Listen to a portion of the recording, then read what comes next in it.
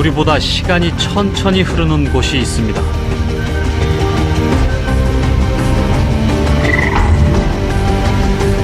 우리가 아래로 떨어지는 이유는 따로 있었습니다. 이제부터는 작은 세계입니다. 어떤 것이 이 세계를 움직일까요? 상대성 이론과 양자역학, 세계를 양분한 두 개의 물리법칙에 영감을 불어넣은 것이 있습니다.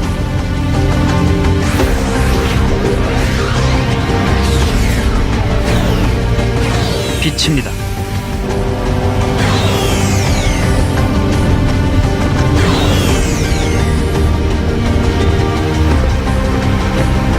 빛을 쫓는 이 여행에 여러분을 초대합니다.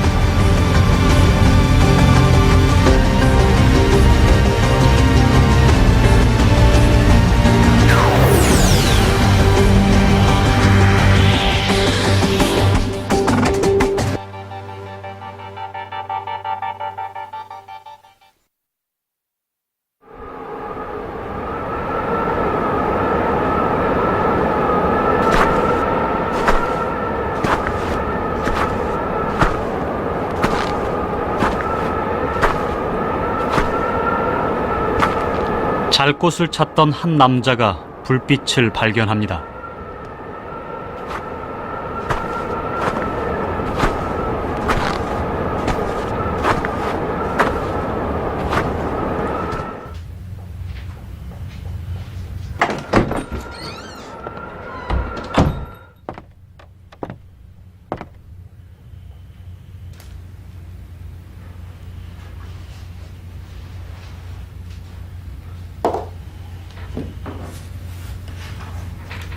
하루 종일 걸어선지 지쳐 보입니다.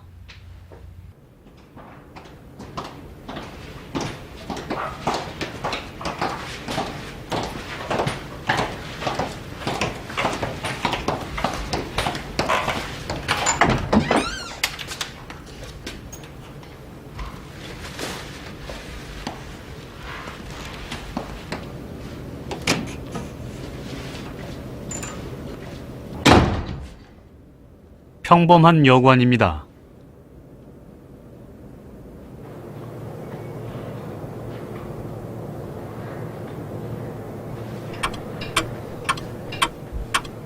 수상하다는 느낌이 든 건 그저 좀 피곤해서일 거라고 생각했죠.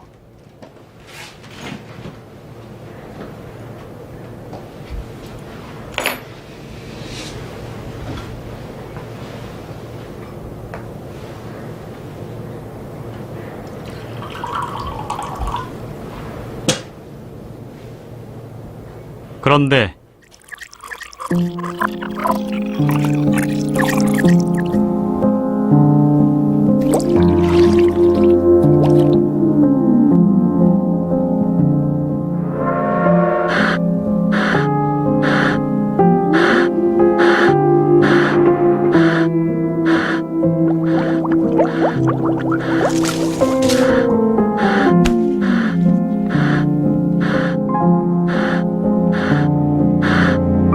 이 남자는 어디로 들어온 걸까요?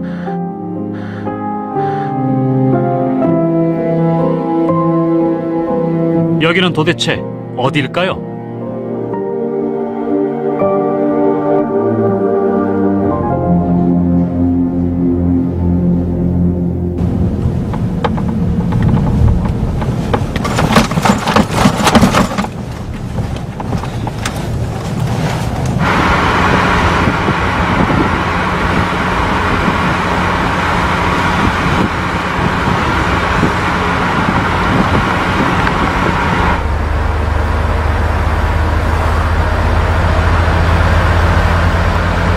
세상은 무엇으로 이루어졌을까? 이것은 아주 오래된 질문입니다. 고대 그리스부터 시작돼 오늘날까지도 답이 안 나온 문제죠.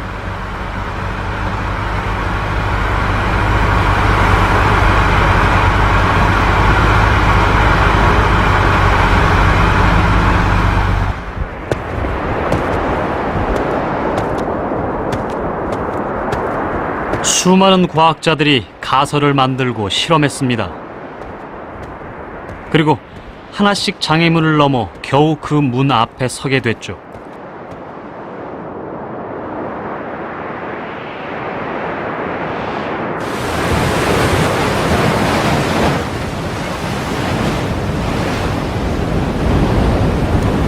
문명이 시작될 때부터 인류가 가장 알고 싶어 했던 문제. 세상은 무엇으로 이루어졌는가? 그 질문은 답이 끝난 듯 보였습니다. 그러나 그것은 겨우 시작에 불과했습니다. 문을 열었더니 뜻밖에도 그 문 안에 어마어마한 세계가 들어 있었습니다.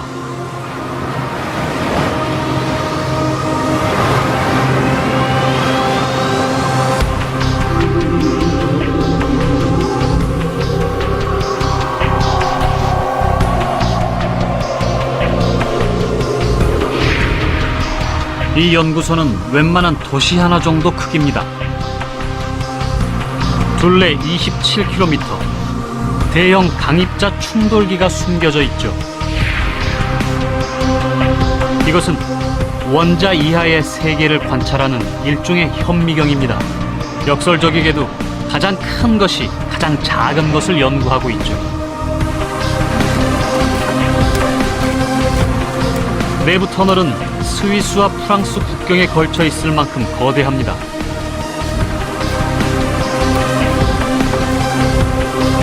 유럽 여러 국가들이 기초과학 발전을 위해 만든 유럽 합동 원자핵 연구기구 선. 그동안 가설로만 존재했던 이론들을 실험대에 올리고 있습니다.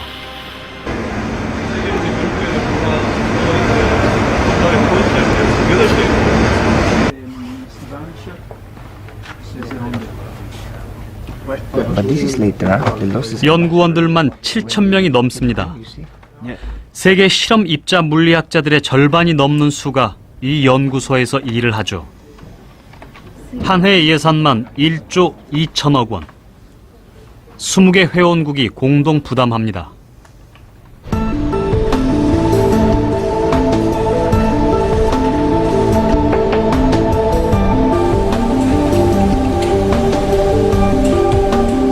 이 예산과 인력을 쏟아 부은 건 우주의 최초에 대해 알기 위해서입니다. 그러니까 이 세상을 만든 최초의 물질, 가장 작은 것이 뭔지 알아보는 거죠. The successor. There is no successor for the moment. As I said, this experiment will last for the next 15 years, and we have not yet foreseen what would be the next step in this scientific program. 1803년 돌턴은 원자설을 펴니다. 모든 물질은 더 이상 쪼개질 수 없는 작은 입자, 원자로 돼 있다. 이것으로 세상은 설명되는 것 같았습니다. 그런데 그걸로 끝이 아니었습니다.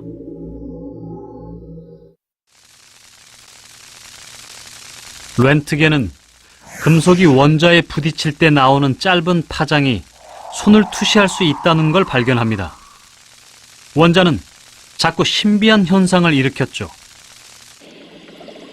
퀴르부이는 원자 안에서 엄청난 에너지가 계속 나오는 걸 발견합니다. 렌트겐, 퀴르부인 두 사람은 X선과 라듐을 발견한 공로로 노벨 물리학상 1, 2회 수상자가 됩니다.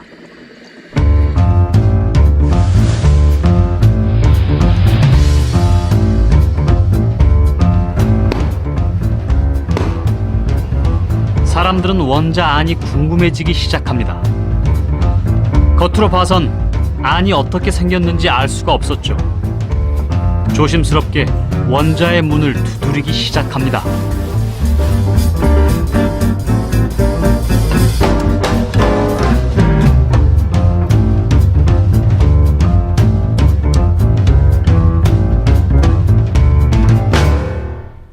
이 안을 본 사람, 아니 정확히 말하면 추측한 사람이라고 해야겠네요. 그가 추측한 원자 안의 모습은 바로 이런 모습이었습니다.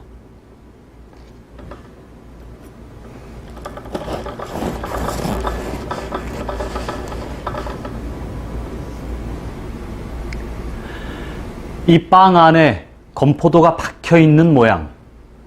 이 모양을 추측할 수 있었던 건 그가 건포도를 발견한 사람이기 때문입니다.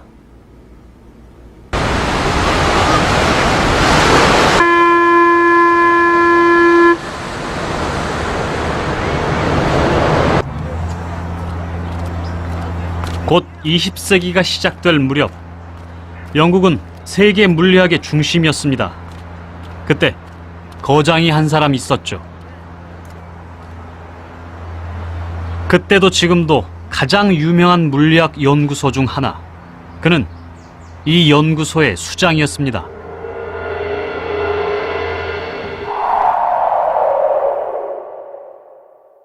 (1897년) 톰슨은 음극선 실험을 하는 도중에 어떤 물질을 발견합니다.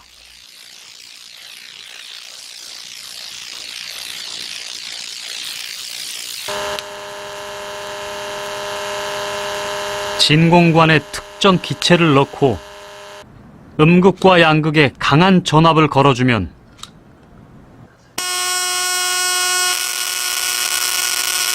황록색 광선이 나오는데 이걸 음극선이라고 하죠.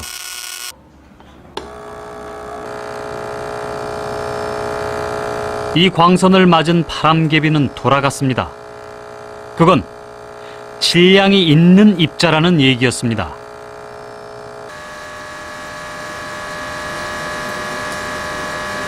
또 자기장을 걸어주면 특정 방향으로 움직였습니다.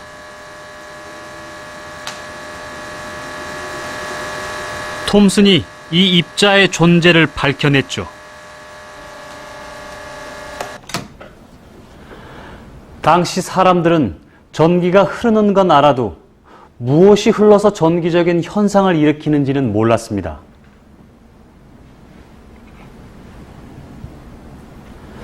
바로 이 전자였습니다. 전자는 원자 안에 건포도처럼 박혀 있다고 생각합니다. 원자는 중성입니다. 그러니 양성자가 있어야 합니다. 어디에 있을까요? 이것이 톰슨이 생각한 원자 모델입니다.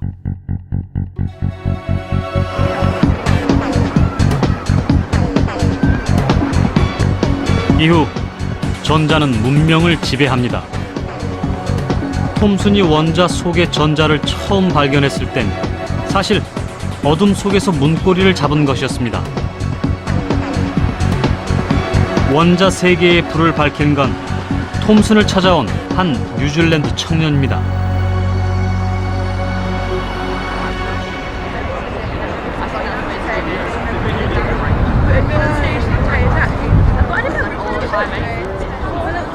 그는 톰슨의 주선으로 이 대학의 물리학부 교수가 됩니다.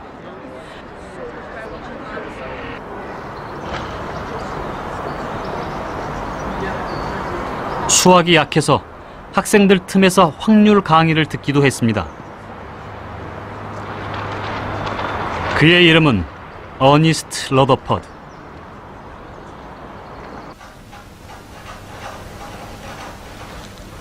러더퍼드는 목을 돌려 다른 곳을 볼 줄 모르는 한 마리 악어 같은 사람입니다. 먹이가 나타나면 앞으로 돌격해서 덥석 물어버리죠.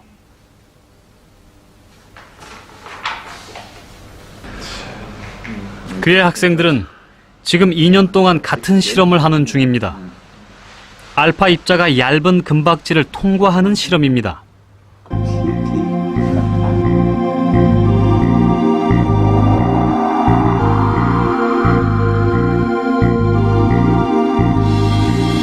얇은 금박지는 원자 400개가 들어있습니다. 알파 입자는 전자보다 7,500배 무거운 물질입니다. 금박지에 쏘면 그대로 금박지를 뚫고 나가버리죠.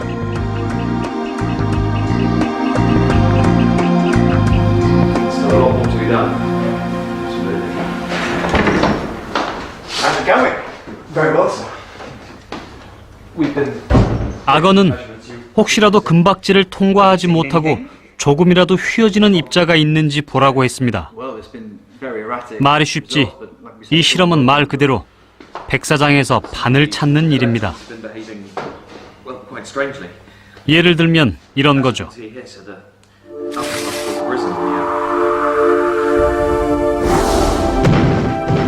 금박지를 60층 건물 크기로 키워봤습니다.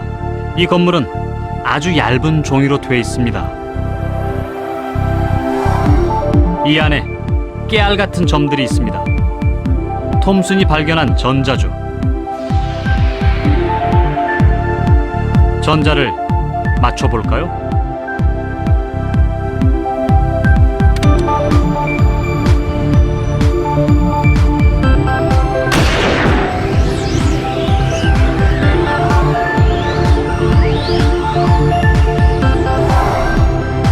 창호지처럼 얇은 막인이 총알은 벽을 통과해 버립니다. 60층 정도 되는 창호지에 총을 쏴서 어디에 있는지도 알 수 없는 깨알 같은 전자를 맞추는 일. 러더퍼드는 조교에게 그런 실험을 시키고 있었습니다. Been increasing on the hour. The upper part. 2년이 다 돼갈 때 튕겨져 나온 알파 입자를 발견합니다. 8,000분의 1의 확률이었죠.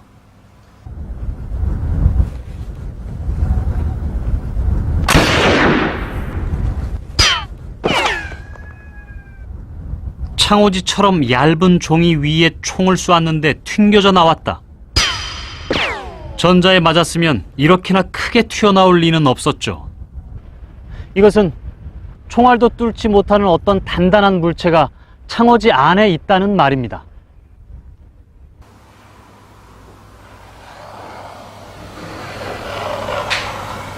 원자가 있습니다. 이 안에 이게 뭘까? 1년 넘게 생각했습니다.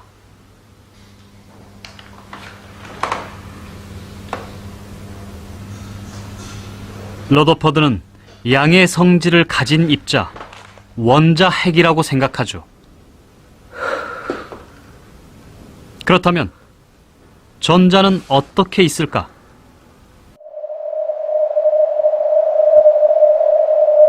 원자 핵 주변을 돌고 있습니다.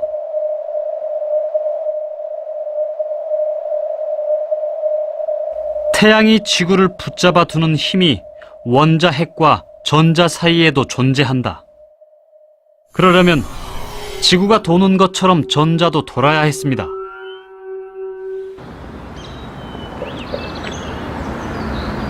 러더퍼드의 원자 모형은 태양계와 닮았습니다.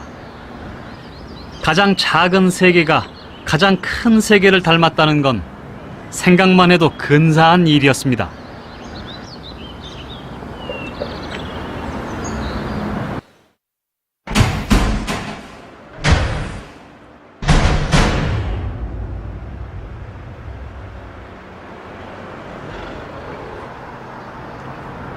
여기는 원자 안입니다. 러더퍼드가 발견한 원자 핵을 보기 위해 원자 크기를 운동장만하게 키워봤습니다. 원자가 이 운동장만한 크기라면 러더퍼드가 발견한 원자 핵의 크기는 어떨까요?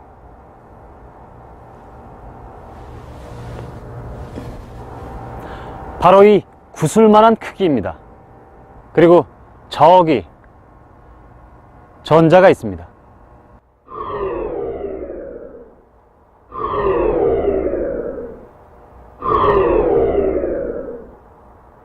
전자는 이 운동장 주위를 돌고 있습니다.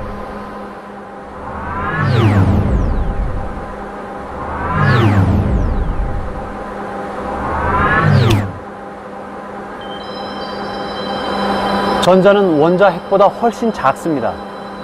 원자 크기의 10만 분의 1에 불과합니다. 그러면 나머지는 뭘까요? 진공입니다.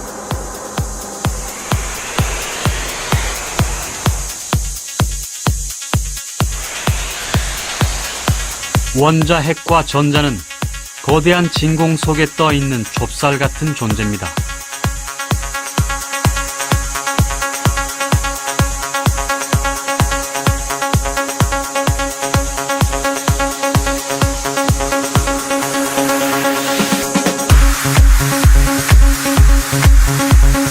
사람의 몸도 원자로 이루어졌습니다. 만약 인간의 몸에서 진공을 빼면 어떻게 될까요?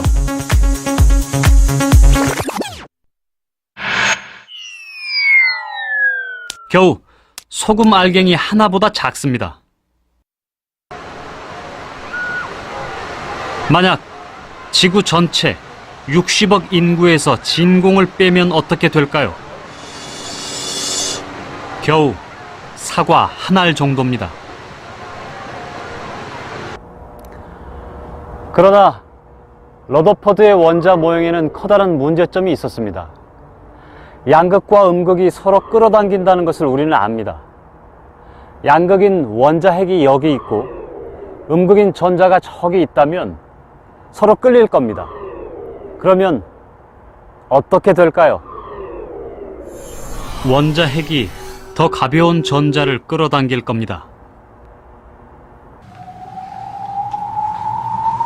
그럼 전자와 원자핵 사이의 진공은 사라져 버립니다. 이런 식이면 세상이 다 사라져 버릴 겁니다. 그런데 그런 일은 없습니다. 원자핵과 전자는 어떻게 그 긴장감을 유지하고 있는 걸까요? 그건 러더퍼드의 세대엔 아무래도 알 수 없는 일이었습니다. 그가 아무리 앞만 보고 질주하는 무소불위의 짐승, 악어라고 할지라도요.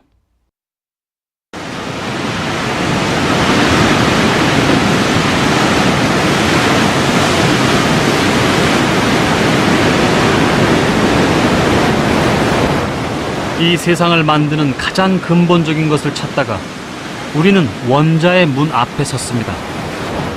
무뚝뚝하고 좀처럼 속을 보여주지 않는 세계. 사실 이 길은 세상 어디로 가는 길보다 좁고 어렵습니다.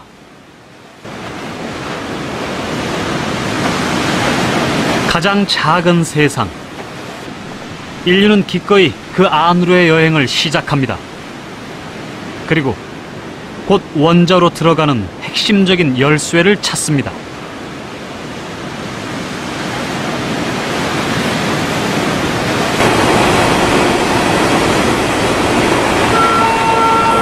(20세기) 초 유럽에서는 제철 산업이 발달했습니다. 이 뜨거운 온도를 재는 온도계는 없었습니다. 기술자들은 빛에서 나온 색깔을 보고 경험적으로 고온이라는 걸 판단할 뿐이었죠. 더 정확한 방법이 필요했습니다. 한 물리학자가 그 연구에 뛰어들었습니다. 막스 플랑크. 그가 흑채를 가지고 연구하던 중 이상한 것을 발견합니다. 흑채는 반사하는 빛이 전혀 없는 이상적인 물체입니다. 작은 구멍으로 빛이 들어가면 다시 그 구멍으로 나오기 어려운 검은 물체죠.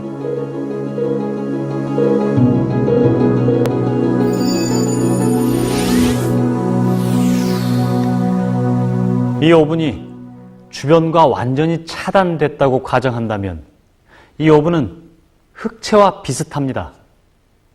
온도를 맞춰 놓으면 오븐 안쪽 벽이 달궈지면서 복사파가 생기죠. 그런데 이상한 일이 있습니다. 지금부터 하는 얘기는 20세기 초 물리학자들을 대혼란에 빠뜨린 바로 그 문제입니다.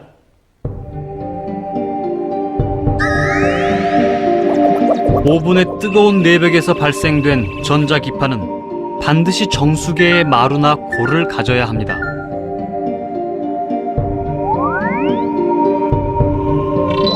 파장은 하나의 마루에서 그 다음 마루까지의 거리, 진폭은 마루나 골의 깊이, 마루와 골의 개수가 작으면 파장이 길고 많을수록 파장이 짧습니다.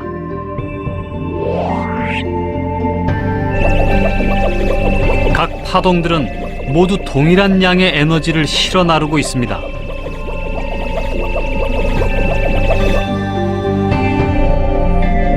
그런데 이 오븐은 태양처럼 가시광선, 자외선, 적외선, 마이크로파 등 모든 파장의 복사파를 냅니다.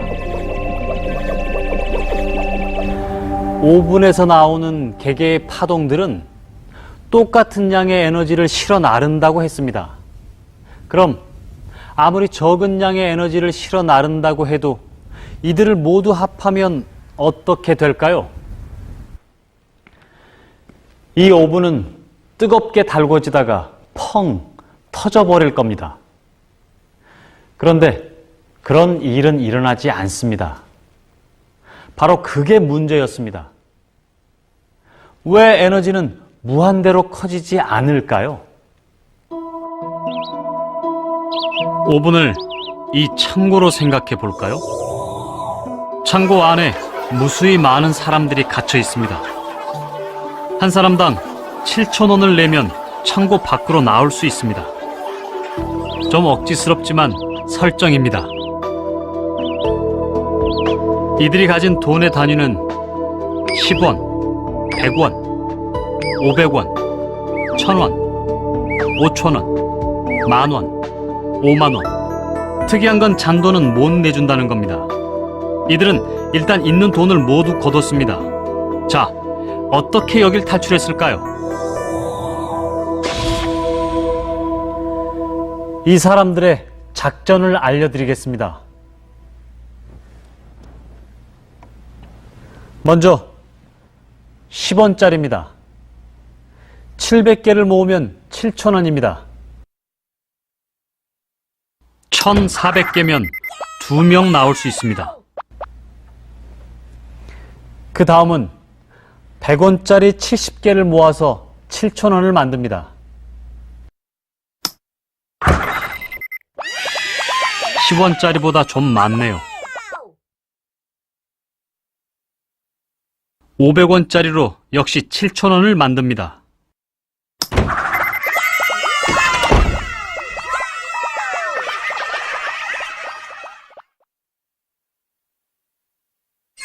(1,000원짜리) 7장. 1,000원짜리가 제일 많네요. 5,000원짜리. 이게 문제입니다. 2장을 내면 거스름 돈이 남고 1장은 부족합니다. 1장이라도 받는 게 낫죠. 5,000원만 받고 내보냅니다. 그 다음 아예 10,000원짜리 큰 돈입니다. 7,000원이 넘으니 못 나갑니다. 나가도 아주 조금만 나갑니다. 잔돈 안 받겠다고 해도 안 내보내줍니다. 5만원짜리도 마찬가지입니다. 에너지를 지속적으로 받는 흑채나 오븐 안에서 이런 일이 일어납니다. 즉, 사람들은 고유한 진동수를 가진 파장입니다.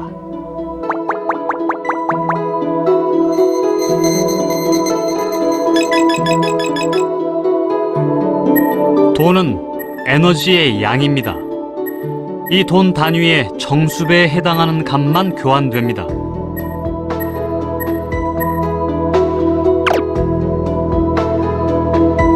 돈을 반으로 찢을 수는 없습니다.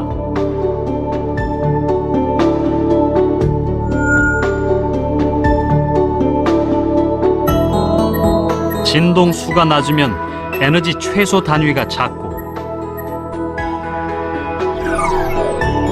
진동수가 높으면 에너지 최소 단위가 큽니다.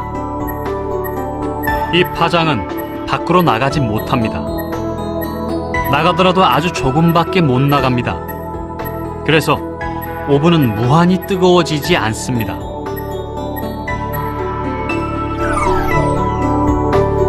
이렇게 연속하지 않고 어떤 단위량의 정수배로 나타나는 에너지 단위를 양자라고 합니다. 에너지의 흐름은 불연속적이다. 이것으로 물리학은 플랑크 이전과 이후로 나뉘게 됩니다.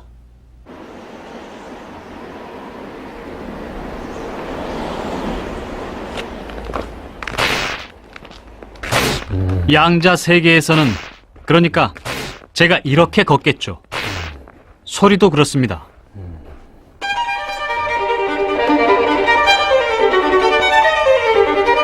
현실에서 부드럽게 이어지는 소리는 양자의 세계에 들어가면 이렇게 끊어집니다.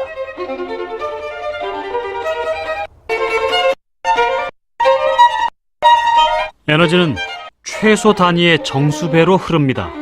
즉, 양자화돼 있습니다.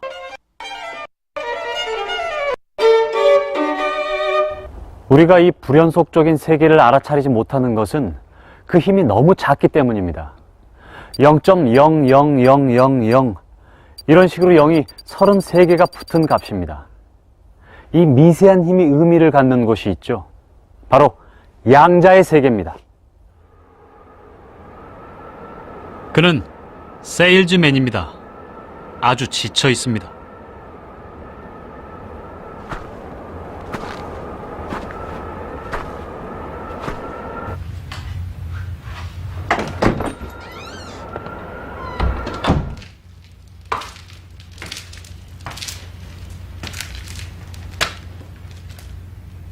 권태로워 보이는 여관 주인이 그를 맞아줍니다.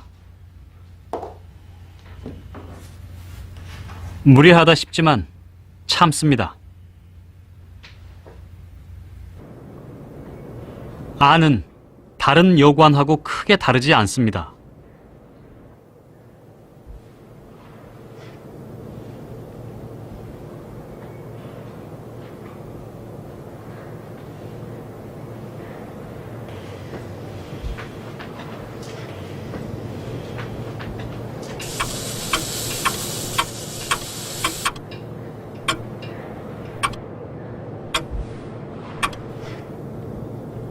이상하다는 생각이 잠시 들지만 그러고 맙니다.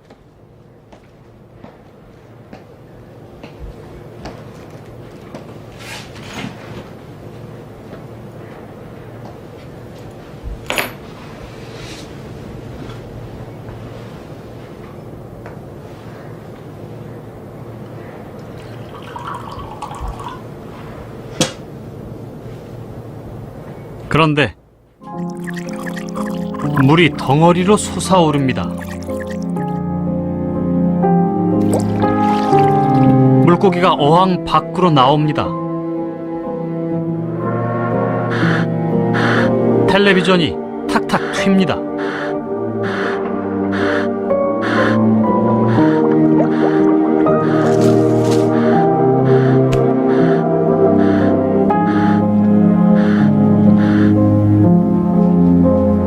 밖에서는 전혀 이 사정을 모릅니다.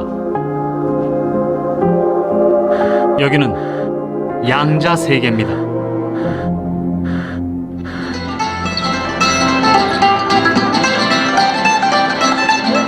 지금도 아주 작은 세계에서는 에너지가 그렇게 흐르고 있습니다. 믿기지 않지만요. 하지만 우리가 사는 세상은 이렇습니다.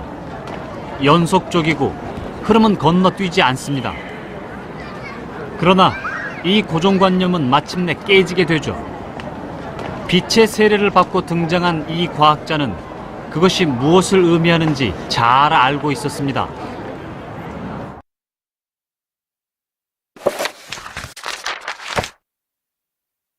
새끼 코끼리가 있었습니다.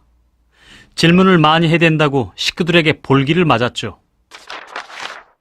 새끼 코끼리는 코를 쭉 뻗으면서 기름지고 위대한 림포포 강으로 갔습니다. 그리고 거기에 살고 있는 악어한테서 질문의 답을 배웠습니다.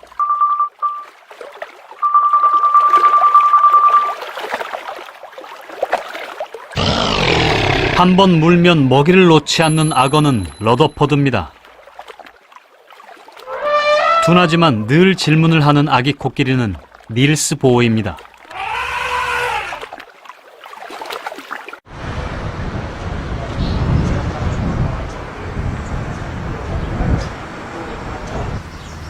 동료들이 모두 원자 안에서 뭔가 찾으려고 할 때 보어는 근본적인 질문에 더 끌렸습니다.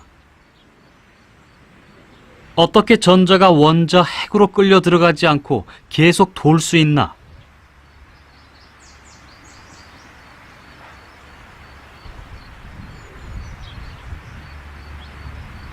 보어는 원자가 붕괴하지 않는 이유를 밝히는데 인생을 걸기로 합니다.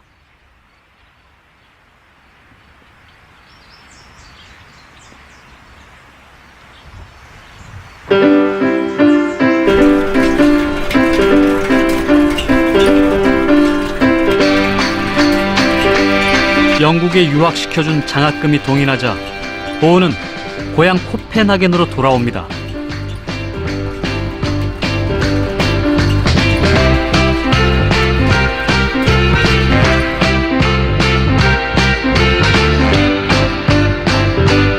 일찍이 철학과 물리학에 심취했습니다.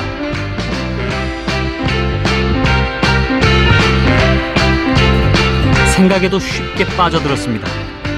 이런 성격은 원자 세계로 들어가기 아주 좋았습니다.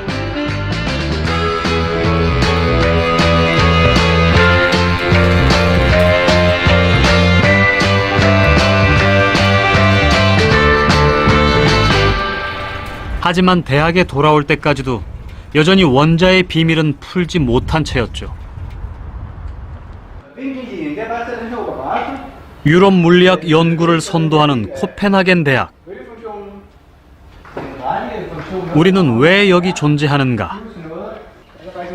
친구들이 그런 고민을 할 때 보은은 존재란 말을 아무 때나 써도 되나?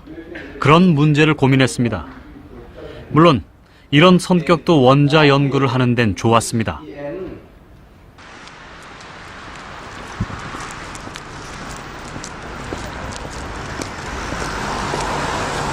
코펜하겐에는 그가 세운 연구소가 아직도 있습니다.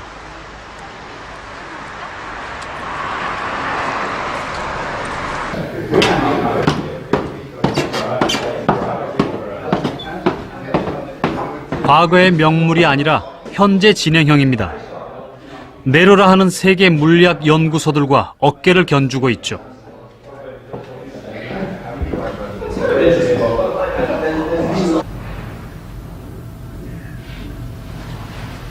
끈질긴 성격이었으니 보호가 자신의 고향에서 이런 위치까지 오게 된 건 당연한 일일 겁니다.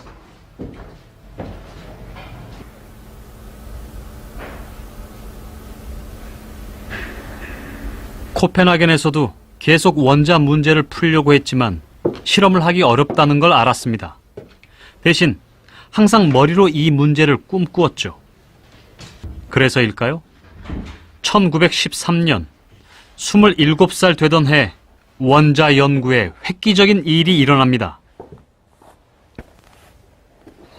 우연히 수소의 선 스펙트럼 공식이 나와 있는 책을 보게 됩니다.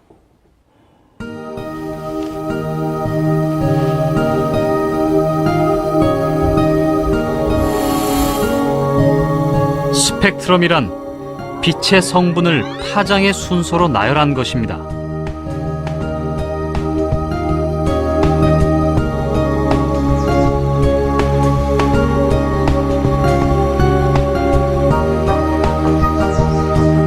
태양빛의 경우 스펙트럼은 연속적으로 나타납니다. 모든 진동수의 빛을 방출하기 때문이죠. 반면에 원자는 낱낱이 선으로 나타납니다. 선에 해당하는 에너지 진동수만 방출하기 때문입니다. 수소의 경우엔 빨강, 청록, 파랑, 보라 네 가지 선으로 이루어졌습니다. 발먼은 빨강, 초록, 보라 세 가지로 연구를 했습니다. 발머가 이 스펙트럼 선의 진동수를 측정했고 진동수 사이의 관계를 식으로 만들었습니다.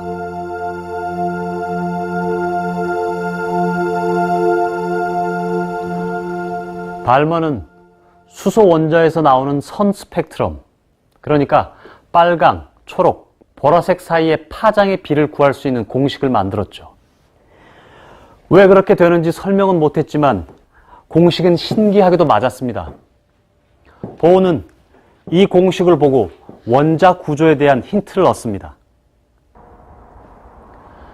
답은 아주 간단했습니다. 플랑크 상수를 이용하는 것이었습니다. 플랑크의 이론에 의하면 에너지는 연속적으로 나오는 것이 아니라 이 계단처럼 탁탁탁 불연속적으로 나옵니다. 혹시 전자도 이렇게 불연속적인 에너지를 갖는 게 아닐까? 보호는 생각합니다. 전자가 내려올 때, 올라갈 때 연속적으로 흐르는 게 아니라 탁탁탁 불연속적으로 간다는 겁니다. 그런데 그런 일이 어떤 조건이 만족됐을 때만 일어난다고 하면 어떻게 될까요? 보호는 자신의 생각이 맞는지 확인에 들어갑니다. 이론은 머릿속으로 하지만 검증은 수학으로 해야 했습니다. 길고 지난한 작업이었죠.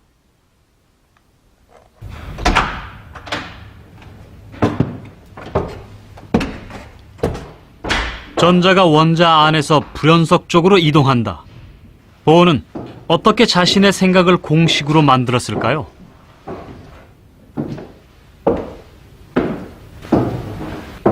보호가 맨 처음 설계한 칠판입니다.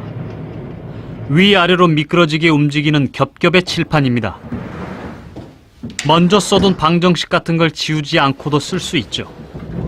그러니까 보호가 설명한 원자 세계가 엄청나게 복잡하다는 겁니다.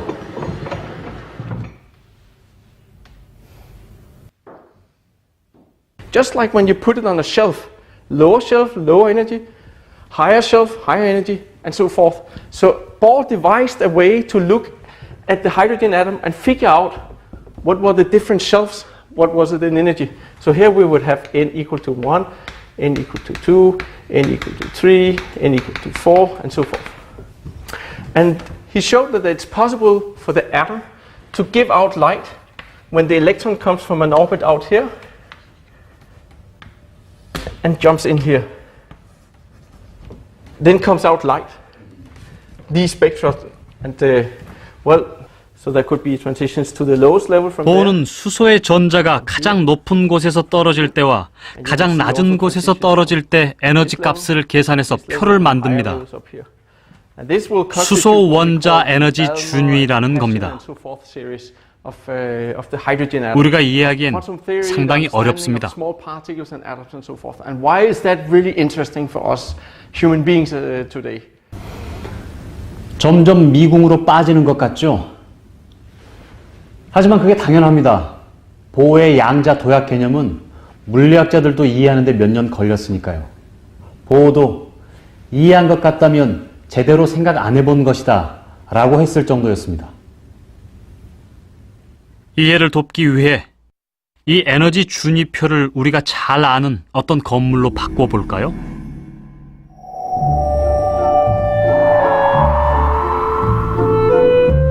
수상한 요관입니다. 위로 올라갈수록 층이 낮아집니다. 우리 손님은 지금 2층에 있네요.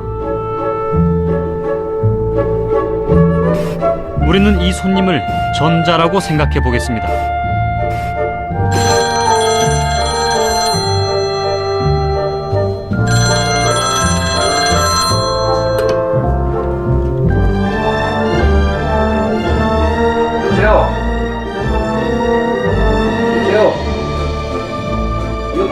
그는 이 방이 마음에 들지 않습니다. 방 바꿔줘요. 어떤 방을 줘야 할까요? 위로 올라갈수록 싼 방입니다. 돈은 에너지로 받죠. 위에 있는 방으로 옮겨볼까요?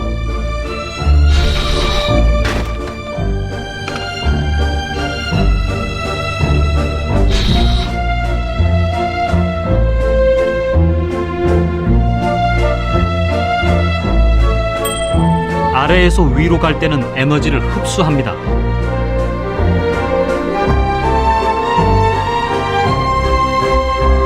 그런데 이 방도 마음에 안 듭니다. 맨 아래층으로 옮겨줄까요? 아래로 내려올 때는 에너지를 잃으면서 빛이 납니다. 이 빛에서 선 스펙트럼을 얻죠.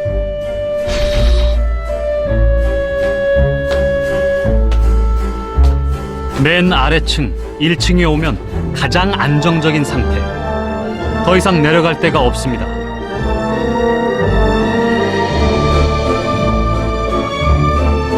여관의 각 층은 전자가 위치하는 궤도입니다. 맨 아래층에 내려온 전자는 갈 데가 없으니 전자가 원자 핵에 들러붙는 일은 생기지 않습니다.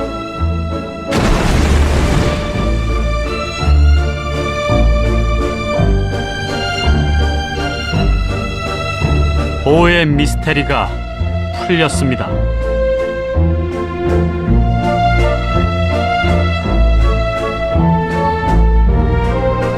(1913년) 보는 원자 구조 이론을 발표했고 그 공로로 1922년 노벨 물리학상을 받습니다.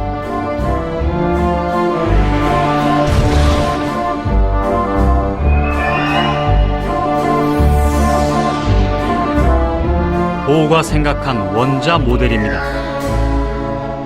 전자는 궤도 위에서만 돕니다.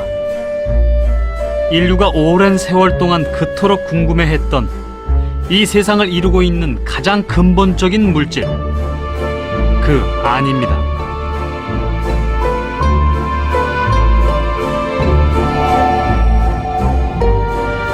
물론 이 원자 모델은 이후 다시 수정됩니다. 그렇지만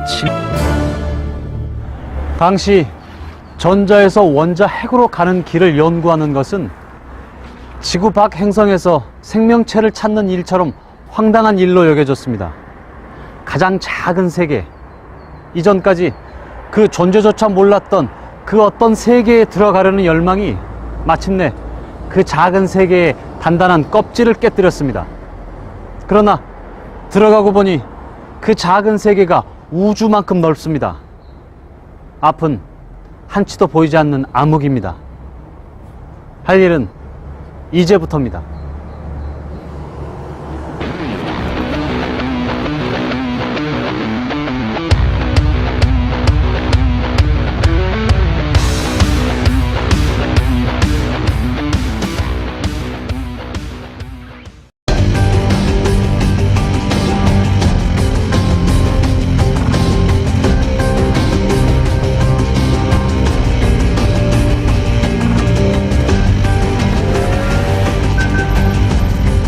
우리보다 시간이 천천히 흐르는 곳이 있습니다.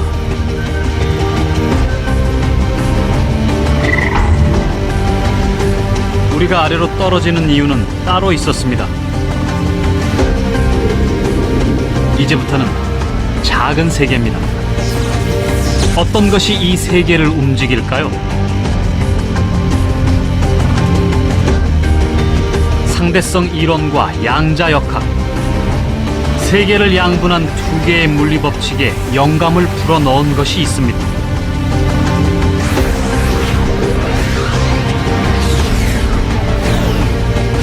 빛입니다.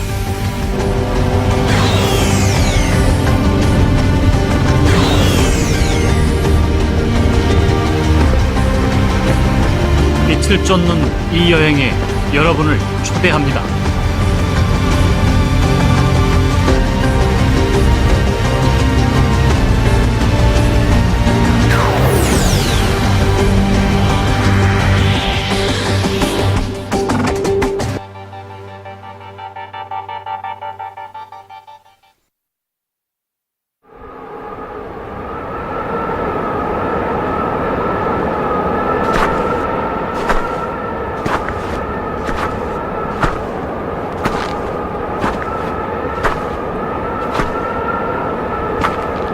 잘 곳을 찾던 한 남자가 불빛을 발견합니다.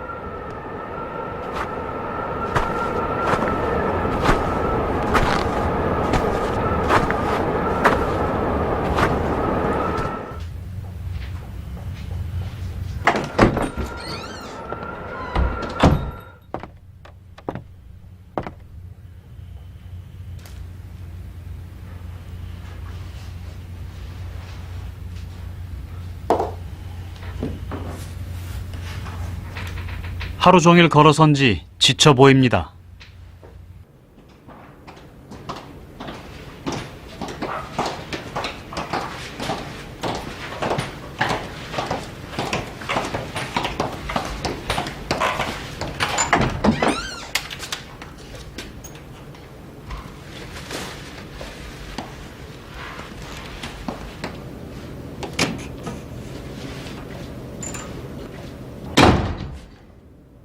평범한 여관입니다.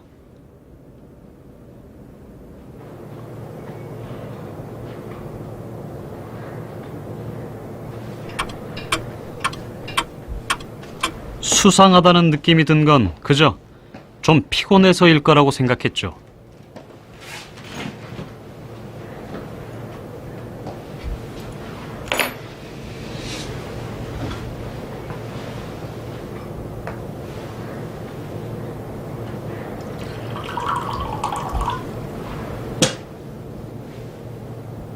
그런데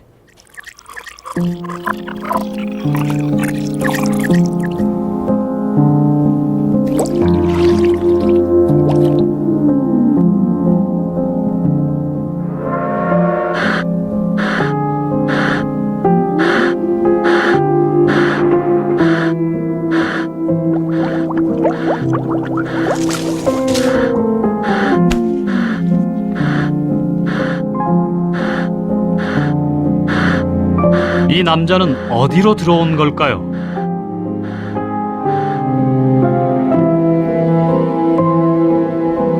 여기는 도대체 어딜까요?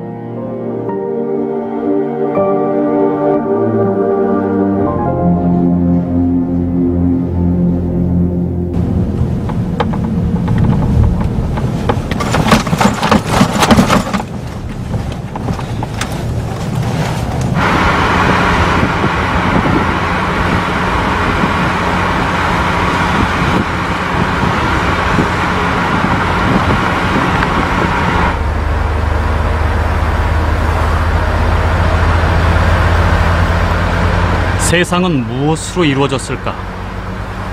이것은 아주 오래된 질문입니다.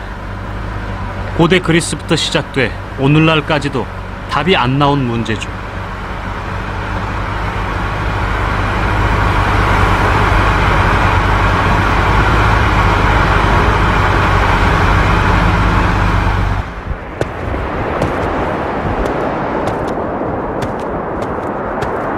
수많은 과학자들이 가설을 만들고 실험했습니다. 그리고 하나씩 장애물을 넘어 겨우 그 문 앞에 서게 됐죠.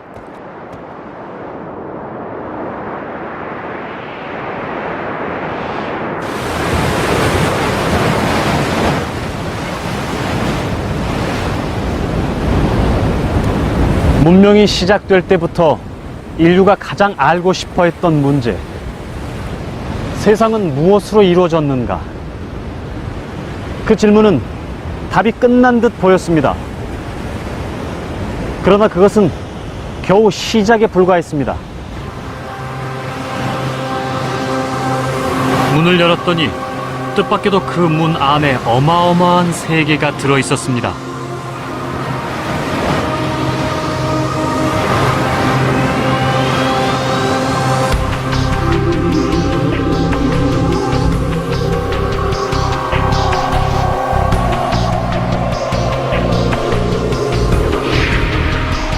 이 연구소는 웬만한 도시 하나 정도 크기입니다. 둘레 27km, 대형 강입자 충돌기가 숨겨져 있죠. 이것은 원자 이하의 세계를 관찰하는 일종의 현미경입니다. 역설적이게도 가장 큰 것이 가장 작은 것을 연구하고 있죠. 내부 터널은 스위스와 프랑스 국경에 걸쳐 있을 만큼 거대합니다.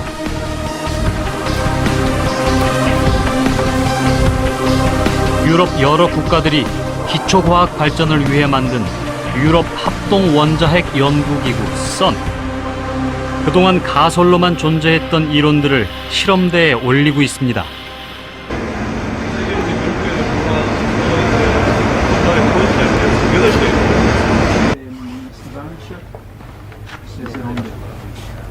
But this is later, huh? The loss is 연구원들만 7,000명이 넘습니다. 세계 실험 입자 물리학자들의 절반이 넘는 수가 이 연구소에서 일을 하죠. 한 해 예산만 1조 2천억 원. 20개 회원국이 공동 부담합니다.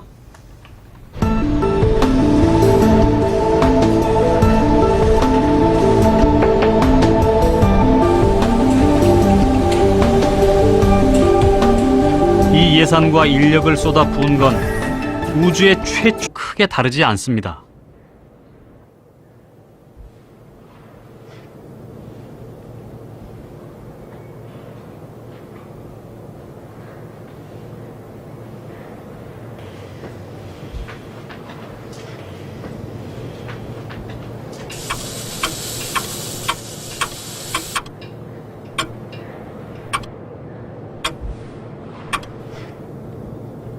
이상하다는 생각이 잠시 들지만 그러고 맙니다.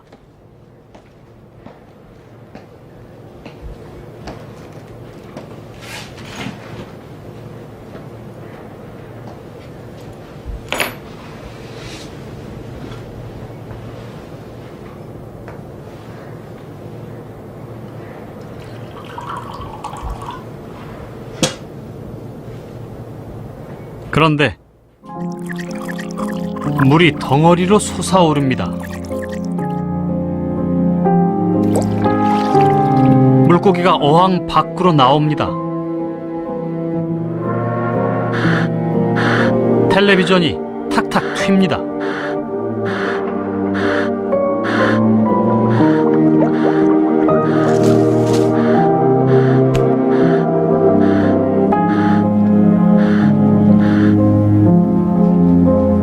밖에서는 전혀 이 사정을 모릅니다. 여기는 양자 세계입니다.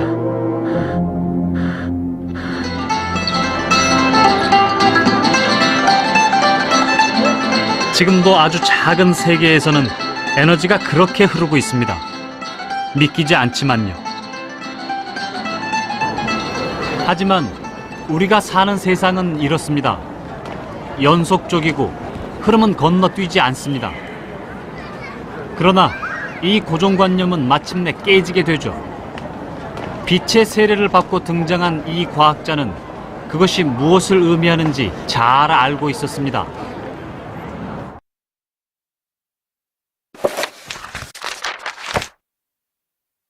새끼 코끼리가 있었습니다. 질문을 많이 해댄다고 식구들에게 볼기를 맞았죠. 새끼 코끼리는 코를 쭉 뻗으면서 기름지고 위대한 림포포 강으로 갔습니다. 그리고 거기에 살고 있는 악어한테서 질문의 답을 배웠습니다.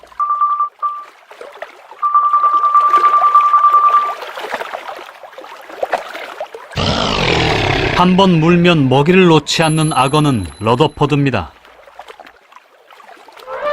둔하지만 늘 질문을 하는 아기 코끼리는 닐스 보어입니다.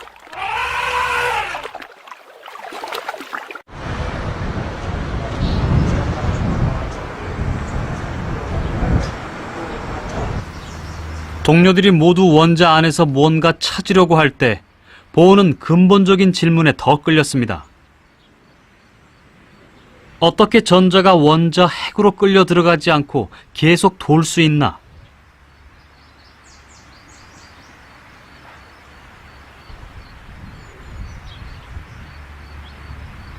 보어는 원자가 붕괴하지 않는 이유를 밝히는데 인생을 걸기로 합니다.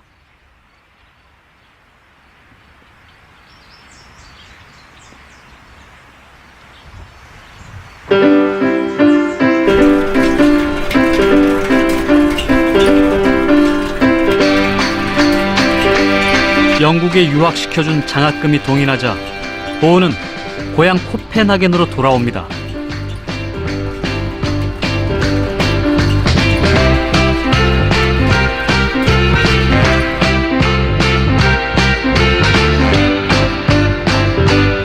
일찍이 철학과 물리학에 심취했습니다.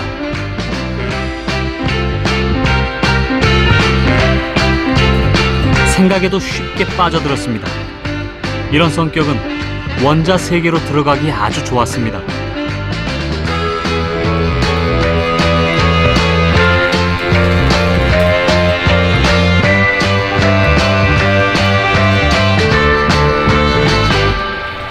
하지만 대학에 돌아올 때까지도 여전히 원자의 비밀은 풀지 못한 채였죠. 유럽 물리학 연구를 선도하는 코펜하겐 대학. 우리는 왜 여기 존재하는가? 친구들이 그런 고민을 할 때 보어는 존재란 말을 아무 때나 써도 되나? 그런 문제를 고민했습니다. 물론 이런 성격도 원자 연구를 하는 데는 좋았습니다.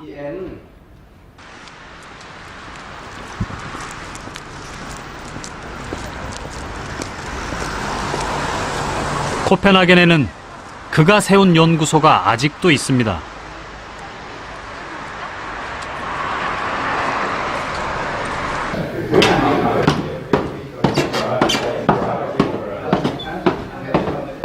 과거의 명물이 아니라 현재 진행형입니다. 네로라 하는 세계 물리학 연구소들과 어깨를 견주고 있죠.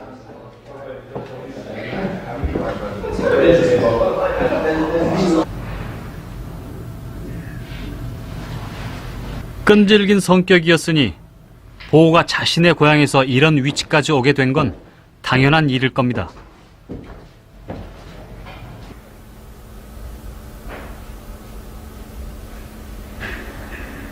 코펜하겐에서도 계속 원자 문제를 풀려고 했지만 실험을 하기 어렵다는 걸 알았습니다. 대신 항상 머리로 이 문제를 꿈꾸었죠. 그래서일까요?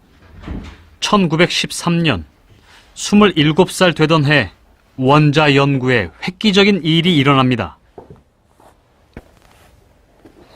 우연히 수소의 선 스펙트럼 공식이 나와 있는 책을 보게 됩니다.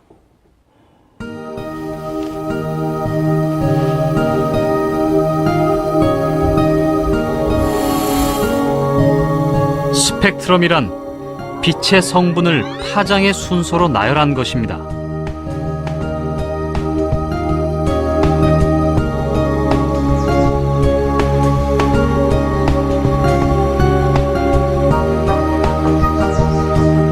태양빛의 경우 스펙트럼은 연속적으로 나타납니다.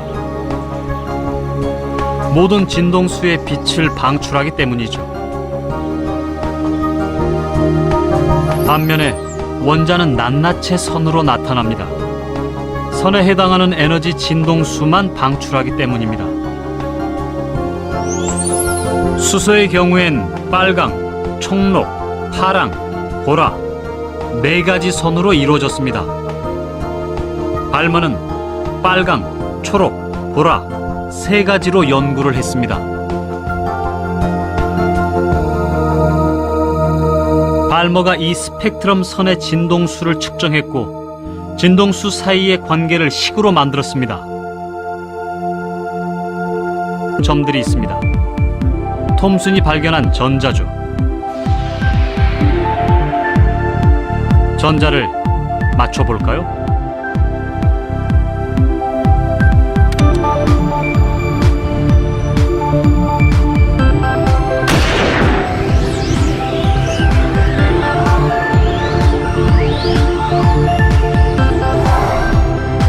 창호지처럼 얇은 막인이 총알은 벽을 통과해버립니다. 60층 정도 되는 창호지에 총을 쏴서 어디에 있는지도 알 수 없는 깨알 같은 전자를 맞추는 일. 러더퍼드는 조교에게 그런 실험을 시키고 있었습니다. Been increasing on the hour. The upper part. 2년이 다 돼갈 때 튕겨져 나온 알파 입자를 발견합니다. 8,000분의 1의 확률이었죠.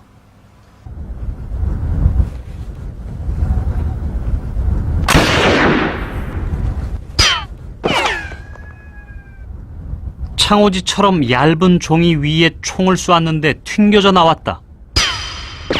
전자에 맞았으면 이렇게나 크게 튀어나올 리는 없었죠. 이것은 총알도 뚫지 못하는 어떤 단단한 물체가 창호지 안에 있다는 말입니다.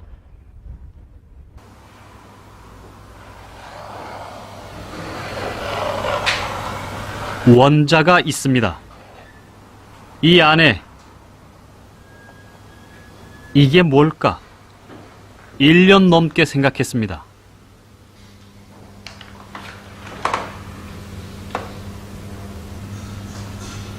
러더퍼드는 양의 성질을 가진 입자, 원자 핵이라고 생각하죠.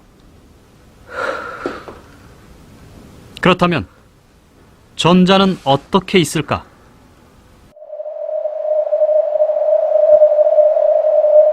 원자 핵 주변을 돌고 있습니다.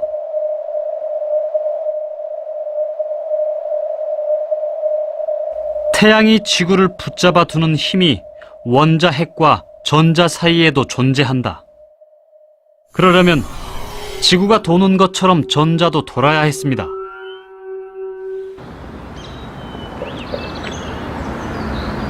러더퍼드의 원자 모형은 태양계와 닮았습니다.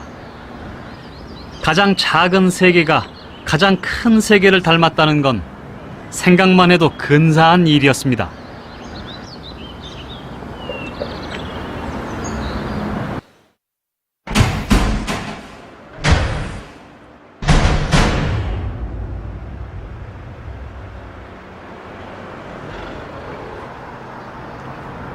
여기는 원자 안입니다.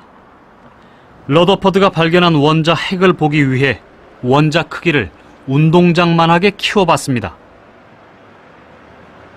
원자가 이 운동장만한 크기라면 러더퍼드가 발견한 원자 핵의 크기는 어떨까요?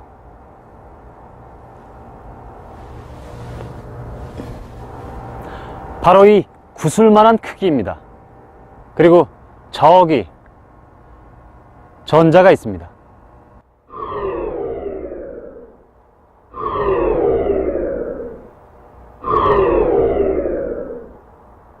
전자는 이 운동장 주위를 돌고 있습니다.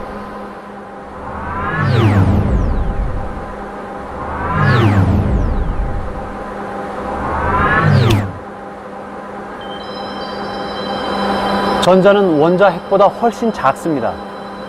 원자 크기의 10만 분의 1에 불과합니다. 그러면 나머지는 뭘까요? 진공입니다.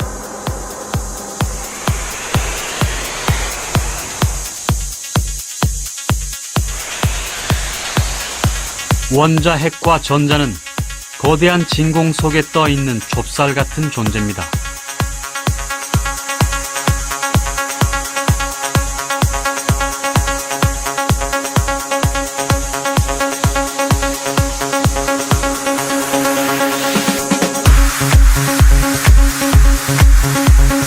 사람의 몸도 원자로 이루어졌습니다. 만약 인간의 몸에서 진공을 빼면 어떻게 될까요?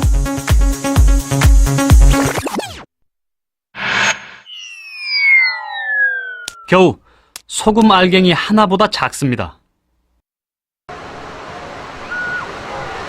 만약 지구 전체 60억 인구에서 진공을 빼면 어떻게 될까요? 겨우 사과 한 알 정도입니다.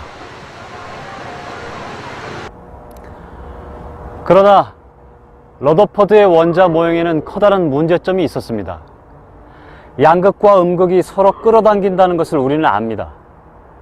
양극인 원자 핵이 여기 있고 음극인 전자가 저기 있다면 서로 끌릴 겁니다. 그러면 어떻게 될까요? 원자 핵이 더 가벼운 전자를 끌어당길 겁니다. 그럼 전자와 원자 핵 사이의 진공은 사라져 버립니다. 이런 식이면 세상이 다 사라져 버릴 겁니다. 그런데 그런 일은 없습니다. 원자 핵과 전자는 어떻게 그 긴장감을 유지하고 있는 걸까요? 그건 러더퍼드의 세대엔 아무래도 알 수 없는 일이었습니다. 그가 아무리 앞만 보고 질주하는 무소불위의 짐승, 악어라고 할지라도요.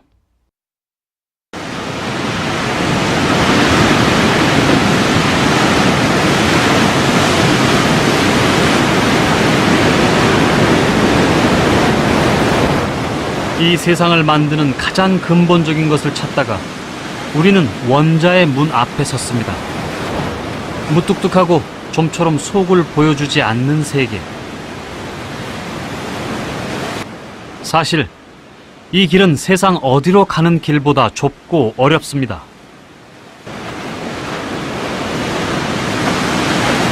가장 작은 세상. 인류는 기꺼이 그 안으로의 여행을 시작합니다.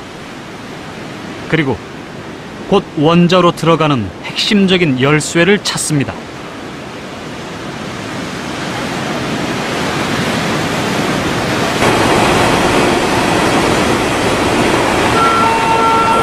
(20세기) 초 유럽에서는 제철 산업이 발달했습니다. 이 뜨거운 온도를 재는 온도계는 없었습니다. 기술자들은 빛에서 나온 색깔을 보고 경험적으로 고온이라는 걸 판단할 뿐이었죠. 더 정확한 방법이 필요했습니다. 한 물리학자가 그 연구에 뛰어들었습니다. 막스 플랑크. 그가 흑채를 가지고 연구하던 중 이상한 것을 발견합니다. 흑채는 반사하는 빛이 전혀 없는 이소에 대해 알기 위해서입니다. 그러니까 이 세상을 만든 최초의 물질, 가장 작은 것이 뭔지 알아보는 거죠. The successor, there is no successor for the moment. As I said, this experiment will last for the next 15 years, and we have not yet foreseen what would be the next step in this scientific program. 1803년 돌턴은 원자설을 펴니다. 모든 물질은 더 이상 쪼개질 수 없는 작은 입자, 원자로 돼 있다. 이것으로 세상은 설명되는 것 같았습니다. 그런데 그걸로 끝이 아니었습니다.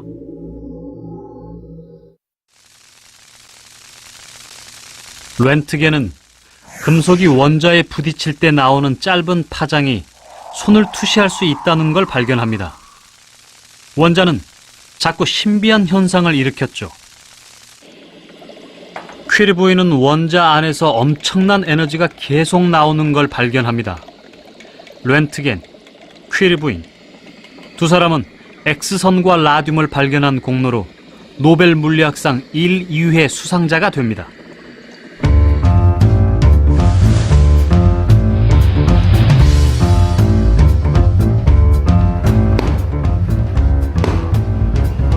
사람들은 원자 안이 궁금해지기 시작합니다. 겉으로 봐선 안이 어떻게 생겼는지 알 수가 없었죠. 조심스럽게 원자의 문을 두드리기 시작합니다.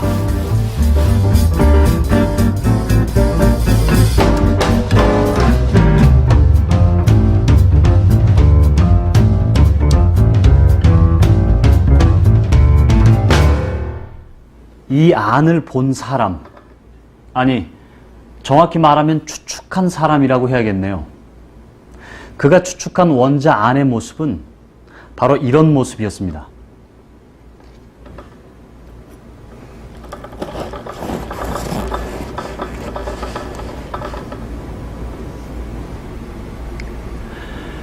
이 빵 안에 건포도가 박혀 있는 모양.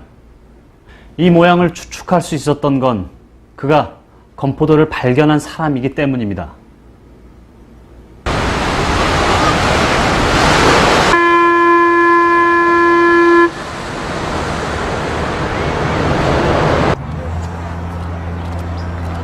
곧 20세기가 시작될 무렵 영국은 세계 물리학의 중심이었습니다. 그때 거장이 한 사람 있었죠. 그때도 지금도 가장 유명한 물리학 연구소 중 하나. 그는 이 연구소의 수장이었습니다.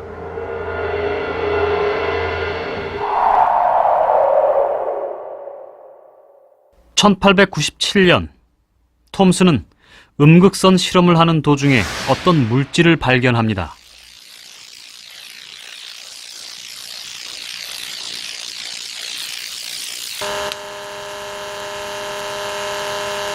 진공관에 특정 기체를 넣고 음극과 양극에 강한 전압을 걸어주면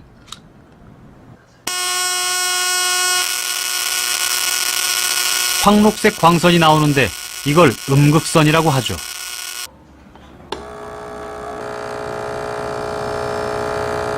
이 광선을 맞은 바람개비는 돌아갔습니다. 그건 질량이 있는 입자라는 얘기였습니다.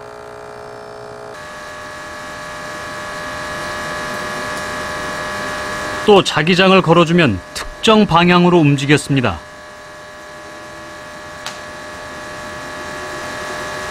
톰슨이 이 입자의 존재를 밝혀냈죠.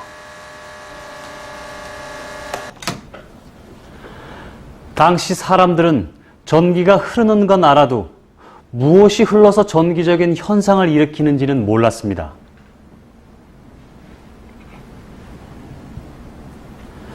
바로 이 전자였습니다. 전자는 원자 안에 건포도처럼 박혀 있다고 생각합니다. 원자는 중성입니다. 그러니 양성자가 있어야 합니다. 어디에 있을까요? 이것이 톰슨이 생각한 원자 모델입니다.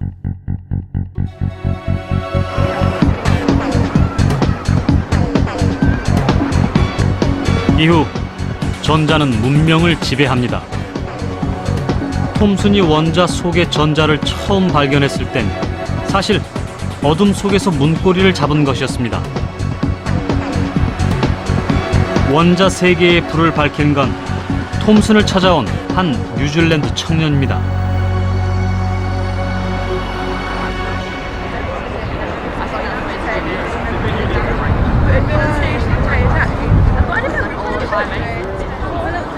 그는 톰슨의 주선으로 이 대학의 물리학부 교수가 됩니다.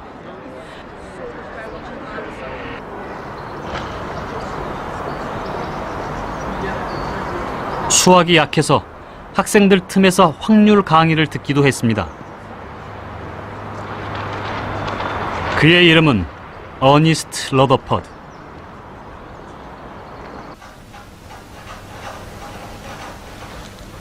러더퍼드는 목을 돌려 다른 곳을 볼 줄 모르는 한 마리 악어 같은 사람입니다. 먹이가 나타나면 앞으로 돌격해서 덥석 물어버리죠.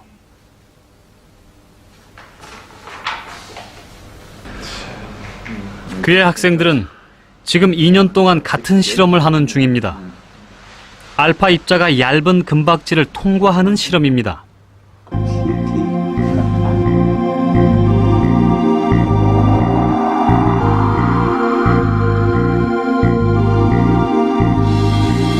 얇은 금박지는 원자 400개가 들어있습니다. 알파 입자는 전자보다 7,500배 무거운 물질입니다.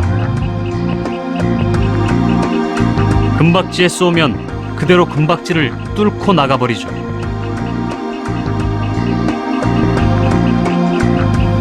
Still a lot more to be done. Absolutely. How's it going? Very well, sir. We've been. 악어는 혹시라도 금박지를 통과하지 못하고 조금이라도 휘어지는 입자가 있는지 보라고 했습니다. Well, it's been very erratic. 말이 쉽지. But like we said, 이 실험은 말 그대로 백사장에서 바늘 찾는 일입니다. it's been behaving well, quite strangely. 예를 들면 이런 거죠. See here, so the upper muscles risen. Yeah.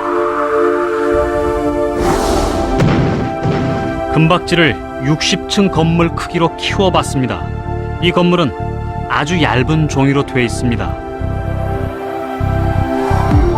이 안에 깨알 같은 상적인 물체입니다. 작은 구멍으로 빛이 들어가면 다시 그 구멍으로 나오기 어려운 검은 물체죠.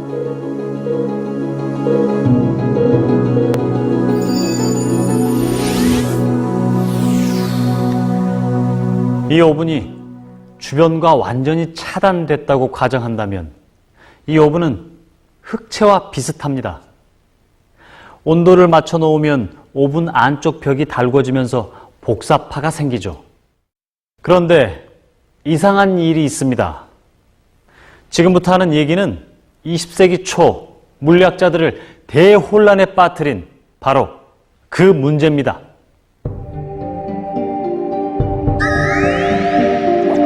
오븐의 뜨거운 내벽에서 발생된 전자기파는 반드시 정수계의 마루나 골을 가져야 합니다.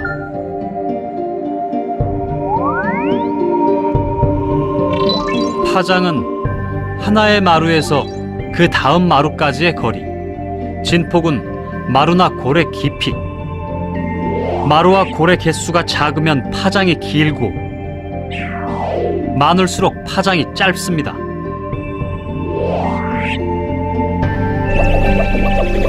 각 파동들은 모두 동일한 양의 에너지를 실어 나르고 있습니다.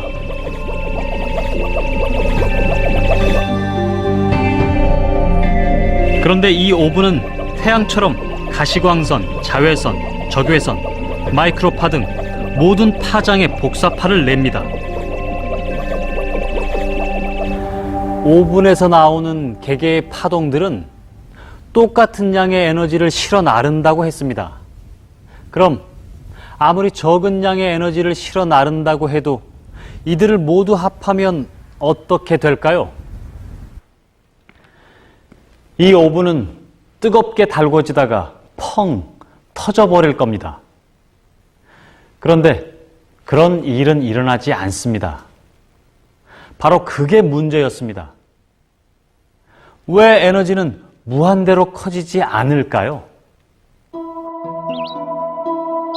오븐을 이 창고로 생각해 볼까요? 창고 안에 무수히 많은 사람들이 갇혀 있습니다. 한 사람당 7,000원을 내면 창고 밖으로 나올 수 있습니다. 좀 억지스럽지만 설정입니다. 이들이 가진 돈의 단위는 10원, 100원, 500원, 1,000원, 5,000원, 만원, 5만원. 특이한 건 잔돈은 못 내준다는 겁니다. 이들은 일단 있는 돈을 모두 거뒀습니다. 자, 어떻게 여길 탈출했을까요? 이 사람들의 작전을 알려드리겠습니다. 먼저 10원짜리입니다. 700개를 모으면 7,000원입니다. 1,400개면 2명 나올 수 있습니다. 그 다음은 100원짜리 70개를 모아서 7,000원을 만듭니다.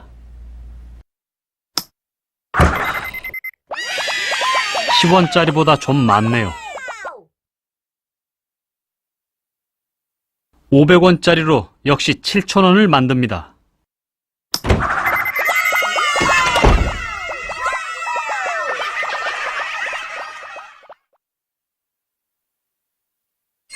(1,000원짜리) 7장. 1,000원짜리가 제일 많네요. 5,000원짜리. 이게 문제입니다. 2장을 내면 거스름 돈이 남고 1장은 부족합니다. 1장이라도 받는 게 낫죠. 5,000원만 받고 내보냅니다. 그 다음 아예 10,000원짜리 큰 돈입니다.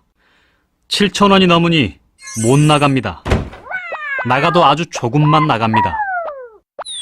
잔돈 안 받겠다고 해도 안 내보내줍니다. 5만원짜리도 마찬가지입니다. 에너지를 지속적으로 받는 흑채나 오븐 안에서 이런 일이 일어납니다. 즉, 사람들은 고유한 진동수를 가진 파장입니다.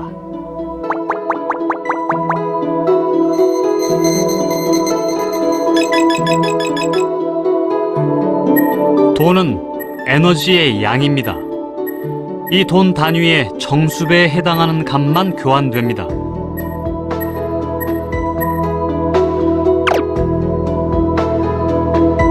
돈을 반으로 찢을 수는 없습니다.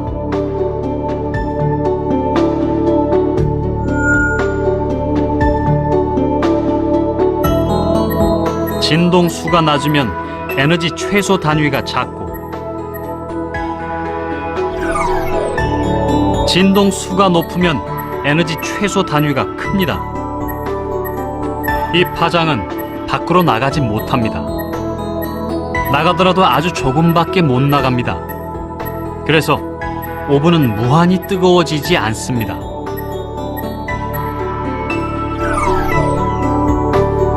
이렇게 연속하지 않고 어떤 단위량의 정수배로 나타나는 에너지 단위를 양자라고 합니다. 에너지의 흐름은 불연속적이다. 이것으로 물리학은 플랑크 이전과 이후로 나뉘게 됩니다.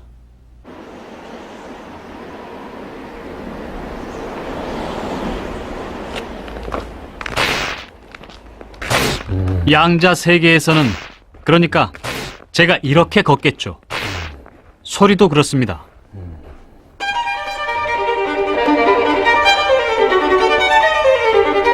현실에서 부드럽게 이어지는 소리는 양자의 세계에 들어가면 이렇게 끊어집니다.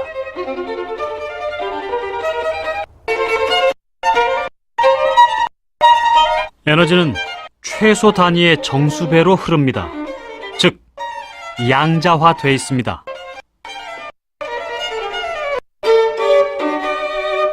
우리가 이 불연속적인 세계를 알아차리지 못하는 것은 그 힘이 너무 작기 때문입니다.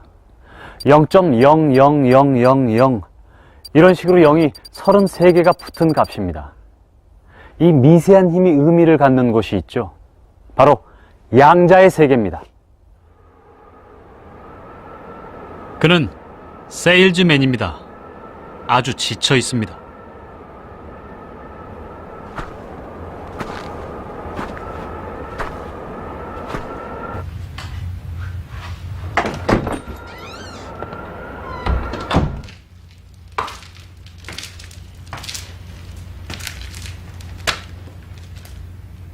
권태로워 보이는 여관 주인이 그를 맞아줍니다.